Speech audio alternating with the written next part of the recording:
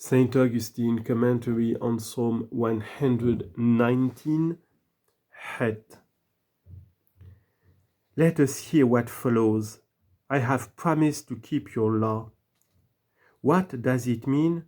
My portion, O Lord, I have promised to keep your law. Verse 57. Save, because the Lord will be each man's portion then, when he has kept his law. Consider therefore what he subjoins. I entreated your face with my whole heart, and saying in what manner he prayed, O be merciful, he says, unto me, according to your word. Verse 58.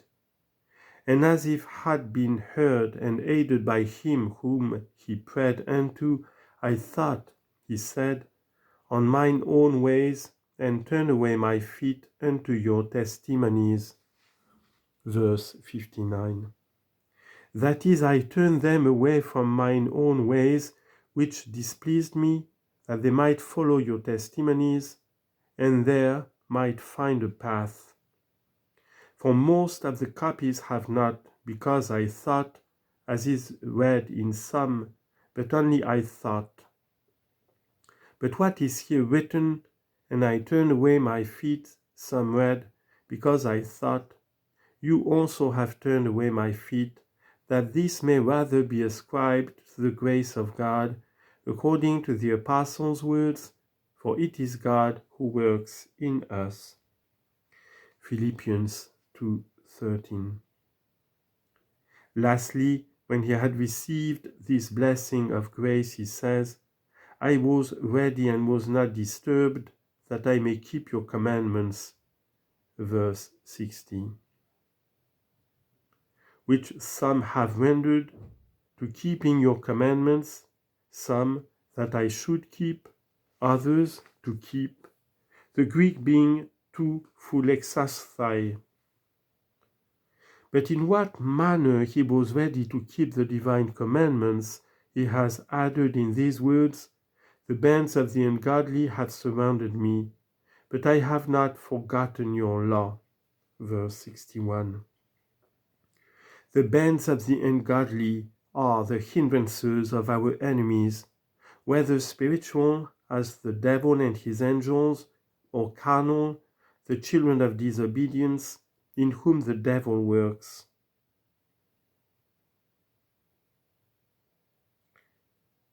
Ephesians 2:2. For this word peccatorum is not from peccata, sins, but from peccatores, sinners.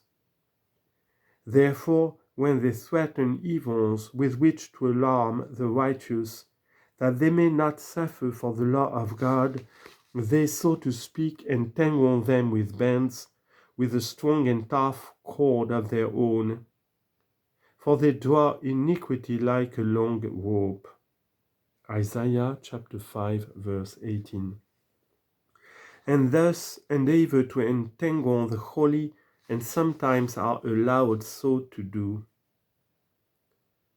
At midnight, he says, I rise to give thanks unto you because of your righteous judgments. Verse 62. This very fact, that the bands of the ungodly surround the righteous, is one of the righteous judgments of God. On which account the Apostle Peter says, the time is come when judgment must begin at the house of the Lord. 1 Peter 4:17. For he says these are the persecutions which the church suffered when the bands of the ungodly surrounded them. I suppose, therefore, that by midnight we should understand the heavier seasons of tribulation, in which he said, I arose, since he did not so afflict him as to cast him down, but tried him so that he arose, that is, that through this very tribulation he might advance into a bolder confession. For I imagine that what follows, I am a companion of all them that fear you and keep your commandments, verse 63, does relate to the head himself, as it is in the epistle which is inscribed to the Hebrews, both he that sanctifies and they who are sanctified are all of one. For which cause he is not ashamed to call them brethren. Hebrews chapter 2 verse 11 and 14.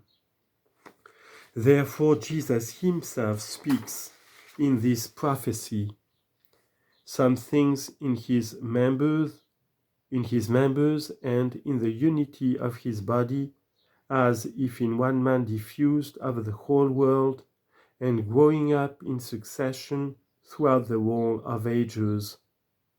And some things in himself our head, and on this account, that since he became the companion of his brethren, God of men, the immortal of the mortal, for this reason the seed fell upon the earth, that by its death it might produce much fruit. He next adds concerning this very fruit, the earth, O Lord, is full of your mercy, verse 64.